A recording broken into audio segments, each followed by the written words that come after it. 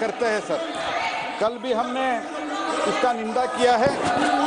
किसी वर्ग और समाज को ऐसे कलंकित करना बिल्कुल ठीक नहीं है सर।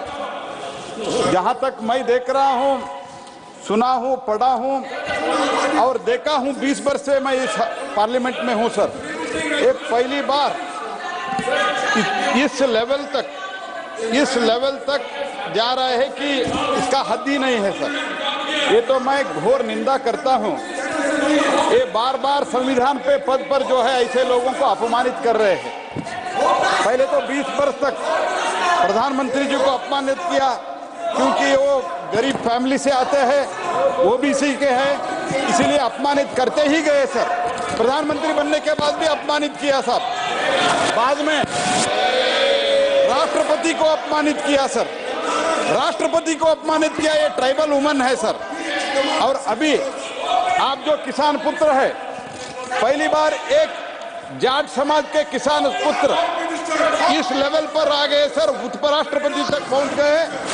तो इस उपराष्ट्रपति पद को, संविधान पद को अपमानित कर रहे सर।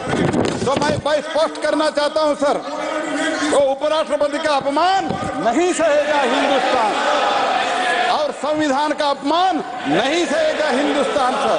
इसलिए हमारे सब सदस्य का इच्छा है कि इन लोगों ने प्रधानमंत्री पद को आपको अपमानित करते हैं, राष्ट्रपति को अपमानित करते हैं। कल जो आपको अपमानित किया है, आपके पद को अपमानित किया है, संविधान को अपमानित किया है, उसके लिए हम इस सदन में कार्रवाई जो प्रश्नकाल आप चला रहे हैं, इसमें आपके सम्मान में और इनके प्रोटेस्ट में, आपके सम्मान में और इनके प्रोटेस्ट में हम खड़े होकर ये प्रश्नोत्तर में हैं और हम प्रश्नोत्तर में हम भाग लेते हैं सर। और इसके साथ ही साथ इसका प्रेसिडेंट भी, माननीय राष्ट्रपति भी इस घटना का खंडन किया है। राष्ट्रपति जी ने ये कहा है, I was dismayed to see the manner in which, I quote sir, I was dismayed to see the manner in which our respected Vice President was humiliated in the Parliament complex. Elected representatives must be free to express themselves, but their expression should be within the norms of dignity and courtesy. That has been the parliamentary tradition. We are proud and the people of India expect them to uphold it. Sir, इसके साथ ही साथ तो ओम बिरला साहब भी, इसका हमारा speaker साहब जो है, तो ये भी खंडन किया है।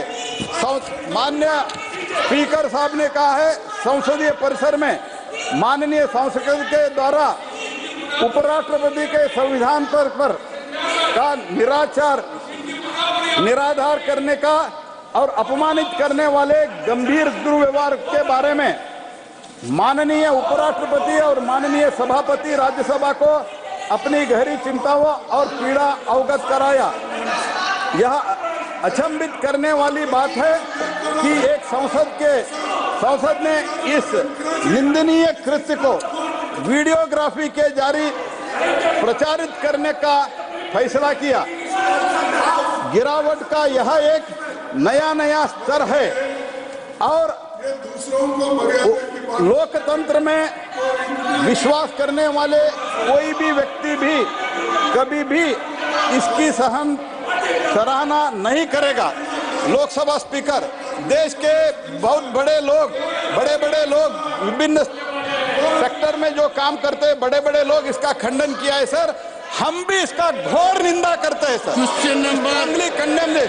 और ये जो व्यवहार इन लोगों ने किया है, इनका पार्टी के पूर्व अध्यक्ष ने किया है, उसके प्रोटेस्ट में और आपके सम्मान में, संविधान के सम्मान में हम आपके अनुमति से लेके खड़े होकर पूरा 1 घंटे खड़े होकर हम इस क्वेश्चन मौन धारण करके हम इस क्वेश्चन आवर में पार्टिसिपेट करते हैं। इसीलिए आपका मैं अनुमति भी मैं प्रार्थना करता हूं sir.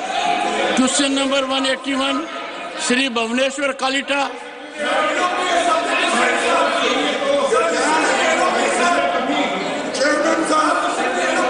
Honourable minister,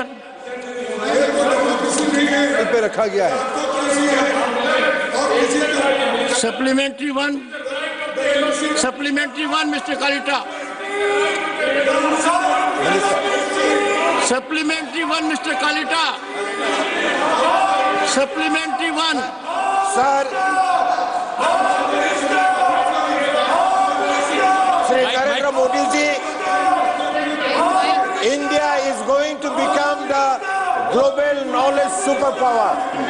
My pointed question to the Honorable Minister is, what major steps are being taken by the ministry for reverse immigration of our students? Honorable Minister. आदरणीय सदस्य ने देश के सामने एक मौजूदा विषय जो सब चिंतित है, जब उसमें रुचि रखते हैं, राष्ट्रीय शिक्षा नीति के उपरांत उसकी फॉलोआउट क्या हो रहा है उसके एक विस्तार विवरण हमने दिया है। उन्होंने स्पेसिफिक एक प्रश्न पूछा है, ये सारे पहल के बाद रिवर्स माइग्रेशन स्टूडेंट्स की कैसे हो रहा है। मैं बड़ा विनम्रता के साथ कहना चाहता हूं, हमारे देश में आज लगभग 30 करोड़ विद्यार्थी हैं। स्कूली शिक्षा में 1 से 12वीं तक 26 करोड़ स्टूडेंट हैं और उच्च शिक्षा में 4 करोड़ स्टूडेंट हैं। और उसमें एकदम एक कतिपय माइक्रोस्कोपिक माइनॉरिटी बाहर जाते हैं। लेकिन इन दिनों में राष्ट्रीय शिक्षा नीति की अमल होने के बाद, विशेष करके मोदी सरकार के उपरांत, मैंने अगर तथ्य आपके सामने रखूं, उच्च शिक्षा में और स्कूली शिक्षा में दोनों में छात्रों की उपस्थिति की संख्या लगभग 25-26% बढ़ी है। उच्च शिक्षा में पिछले 13-14 की तुलना में 14-15 की तुलना में 21-22 की तुलना करें तो 26.5% विद्यार्थियों की संख्या बढ़ रही है। यह प्रमाणित करता है कि देश की विद्यार्थी पढ़ने में इन दिनों में रुचि बढ़ाई है। केवल विद्यार्थी नहीं, अध्यक्ष महोदय, लड़कियों के अंदर पढ़ने की रुचि बढ़ी है, 31% की ग्रोथ हुई है। अनुसूचित जाति में लगभग 44% ग्रोथ हुई है और उनमें से महिलाओं में एससी महिला स्टूडेंट में 50% ग्रोथ हुई है चेयरमैन साहब। और एसटी में तो बढ़ोतरी 65% तक हुई है, 65% तक। और उसमें लड़कियों की, अध्यक्ष महोदय, 14-15 में मोदी जी आने के पहले जितना लड़की एसटी कम्युनिटी से पढ़ते हैं उनमें से 80% ग्रोथ हुई है। यह राष्ट्रीय शिक्षा नीति की फॉलोआउट है। ओबीसी में बढ़ोतरी हुई है, माइनॉरिटी में बढ़ोतरी हुई है, विशेष करके मुस्लिम माइनॉरिटी में लगभग महिलाओं में 45% बढ़ोतरी हुई है। यह प्रमाणित करती है इन दिनों में हमारी अच्छे नीतियों के कारण, प्रोत्साहन के कारण, स्टार्टअप दुनिया के कारण, उद्यमिता के कारण बच्चों की पढ़ने की रुचि बढ़ी है। मैं माननीय सदस्यों कहता हूं, राष्ट्रीय शिक्षा नीति 2022 एक जुगांतकारी, एक फिलोसॉफिकल दस्तावेज है। उसके कारण देश एक नई ऊंचाई को जाएगा। 2047 तक विकसित भारत बनाने में बड़ा कारगर साबित होगा। Shri Bhubaneswar कालिटा, second supplementary. Thank you, sir. The new education policy encourages the multilinguistic society and development of all languages and dialects in the country. What measures are being taken by the ministry to implement this paragraph of the policy, new education policy? Honorable Minister. साहब, हम मानते हैं भारत की आत्मा अपनी भाषाओं में बसता है और मोदी सरकार की यह फैसला है, एनईपी की यह परामर्श है, सभी मातृभाषा, सभी स्थानीय भाषाओं के अंदर पढ़ने पढ़ाने की व्यवस्था होनी चाहिए। इसीलिए आज स्कूली शिक्षा में सेंट्रल। हमारे साथ बातचीत करने के लिए केंद्र सरकार में मंत्री संजीव बालियान है। संजीव जी, जिस प्रकार से कल जगदीप धनखड़ की मिमिक्री की गई है, कांग्रेस के नेता और तमाम विपक्षी कह रहे हैं ऐसे पहले भी मिमिक्री की गई है, ये आम बात है। बिल्कुल आम बात नहीं है, ना स्वीकार है ना सहन है। उपराष्ट्रपति के पद पे हैं, हमारे बड़े हैं, बुजुर्ग हैं, पूरे समाज का अपमान है, किसान को उनका अपमान है। उनकी गलती ये है कि वो विनम्र है। तो गांव से चल के कोई आदमी आता है तो विनम्र होता है, और बाप दादा की विरासत जिसे मिलती है वो एरोगेंट होता है। ये राहुल गांधी एरोगेंट है, वो विनम्र है, अंतर इतना है। जो हुआ बहुत गलत है, बहुत ही गलत है, और सबको बेहद इस बात का दुख है। लेकिन वो कह रहे हैं तो हम तो सिर्फ यही मांग कर रहे हैं कि केंद्रीय गृह मंत्री आकर के अपना बयान सदन के अंदर दें। तो उनसे करते ना बात। धनखड़ साहब के बारे में क्यों कह रहे हो भाई? हमें इस बात की दिक्कत है, आपके बैठने से दिक्कत नहीं, आप खूब नारे लगाओ, खूब बैठो, में दिक्कत नहीं, पर भाई धनखड़ साहब का अपमान जिस तरह से किया वो हम सहन नहीं करेंगे। आज पीएम ने भी धनखड़ साहब को कॉल किया है, दुख जताया है, और उन्होंने ये भी बात कही है कि पिछले 20 सालों से भी हम ये सहन करते आ रहे हैं। हाँ, उनकी बात भी ठीक है, लेकिन जिस तरह की घटना कल हुई वह सहन करने लायक अब है नहीं। तो ये देखा जा रहा है धनखड़ का नहीं बल्कि जाट समुदाय का भी अपमान किया हो, क्योंकि उन्होंने राज्यसभा में भी ये बात कही। अब जाट समुदाय क्या करेगा? देखिए, बड़े बुजुर्ग हैं, बुजुर्ग का अपमान कैसे सहन कर लेंगे हम तो बिना उसके हिला दें सब कुछ सिस्टम को। अब देखो क्या होगा। तो फिर क्या मांग है आपकी? एक पैर पे खड़े होकर माफी मांगो, उससे पहले तो माफ करेंगे नहीं कम से कम, और उसके बाद भी धनखड़ साहब करेंगे तो सोचेंगे हम। चलिए, आपका धन्यवाद। Manohar Kesari, India News, Delhi. Accountable to it. Any affront to the institution, the position that I hold, I have to be protector of it. Your gesture of standing has really touched my heart. I would request you to kindly take your seats and we'll proceed with the proceedings of the House. Kindly resume your seats. Dr. Amar Patnaik, third supplementary. Thank you, Chairman, sir. Sir, the national education policy, as the Honorable Minister just said, promotes all the Indian languages, teaching in all the Indian languages.